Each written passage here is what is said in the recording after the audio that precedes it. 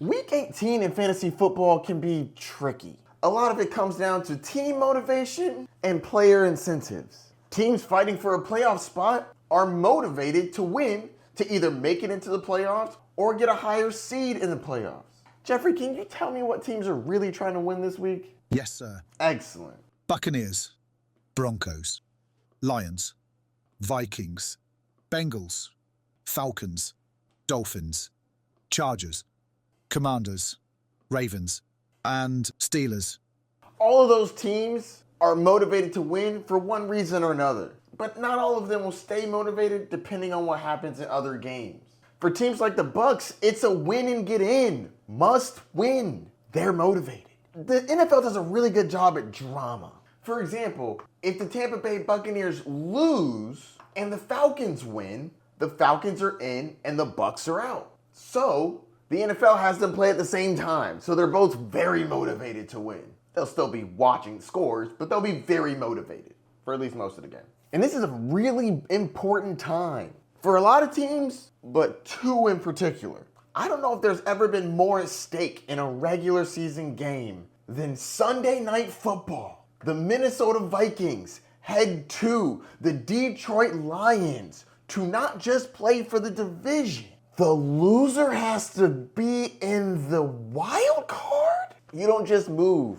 Both of these teams have 14 wins. It's the second most in the NFL. The winner will be the number 1 seed in the NFC. The loser will be the 5th seed. That is wild. One team gets to be home field all throughout the playoffs until the Super Bowl. The other team is on the road all the way through the Super Bowl. That's crazy. So that's team motivation. This is fantasy football. Let's talk about player motivations. Incentives. These quarterbacks have incentives that will drive their production in week 18. First off, Baker Mayfield. Not only does Baker need to win this game to get into the playoffs, not only does he need to help out Mike Evans to get him an extra $3 million, but Baker also has some stats he needs to keep up. He's motivated to keep his passer rating, completion percentage, and yards per attempt up. If he does, he hits his incentives. That's like $1.5 million. Let's go. Kyler Murray has an easy one. If he gets 50 yards rushing plus a rushing touchdown, he gets $750,000. Kyler can definitely get 50 rushing yards and a rushing touchdown. You can pretty much book that. If he plays, he getting that. Lastly, Geno Smith. If he gets 185 yards, he gets $2 million. And if he stays over 69.7 completion rate, he gets another $2 million.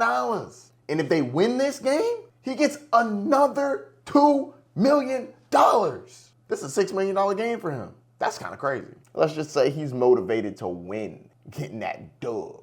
Wide receivers that have incentives that will motivate them in week 18. Mike Evans. If Mike Evans gets 5 catches for 85 yards, he gets $3 million. Ka-ching!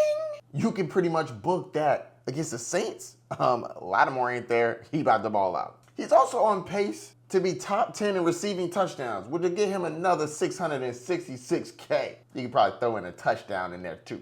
Next up, Courtland Sutton. Courtland Sutton needs 82 receiving yards to get a $500,000 bonus. In a must-win game against these Kansas City Chiefs, playing their backups, I think Sutton can pull it off. Wide receiver incentives that are less likely to happen, but we can still monitor. DeAndre Hopkins has 3. If he plays, I think he might hit 1. The first one, 9 catches, gets him $250,000. 140 receiving yards gets him $250,000.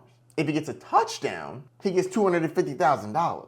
If he plays, I don't know if he gets the reception or the yards, but a touchdown is D-Hop. He can get a touchdown if he plays. Running backs that are motivated by incentives in week 18. Tony Pollard. Now, Tony Pollard's been banged up, and I'm not sure if he plays in this game, but if he plays, he's going for this incentive. He needs 83 rushing yards to get $250,000. And if he scores 2 touchdowns, he gets an additional $200,000. If he plays, he's going for it. Joe Mixon needs 107 rushing yards to get $250,000. 107 yards is a lot, and and I'm not sure if he's going to be playing long enough to get it. But if he plays long enough, I think he goes for it. There's always a chance that the team doesn't let him stay in the game that long, but if they do, he can go for it.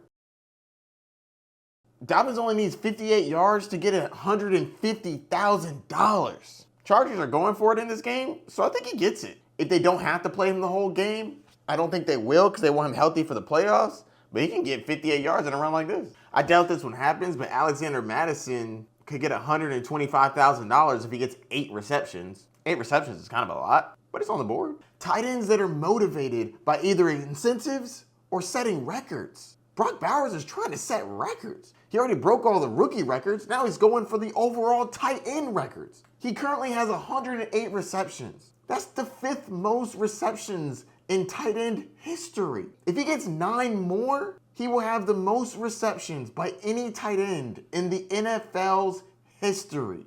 That's crazy, and you know they're going for it. What else does this team have to look forward to? Let your rookie shine. This next one is much less likely, but still motivation. Zach Ertz has 3 incentives he can hit, and each one of them would give him $250,000. 9 receptions, 90 yards, 2 touchdowns.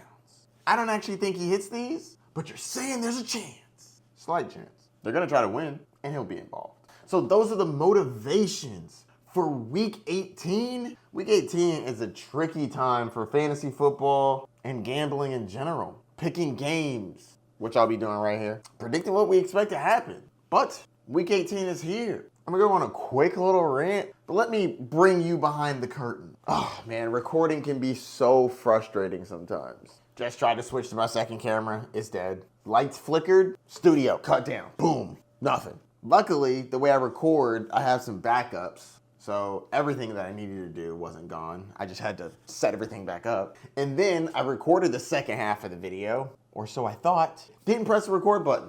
Awesome. I was very animated. It was very precise. It was incredible. But you and no one else will ever see it because I didn't press record. And just to be clear, I record twice. I record in OBS and I record on my ATEM. I didn't press record either time. I was apparently too frustrated that my entire house flickered. Recording can be a mess. Wouldn't expect anything more from Week 18. But I'm not going anywhere this year. I got plenty more videos coming to you. Good luck in your matchups if you're still playing, or if you just came to hang out. What's up? Let me know if you have any questions. Don't forget to like, subscribe, and hit the notification bell down below. I'll be picking each game against the spread soon. Like I said, bang right there. It's good to see you. Talk to you later, Bay Nation. Peace.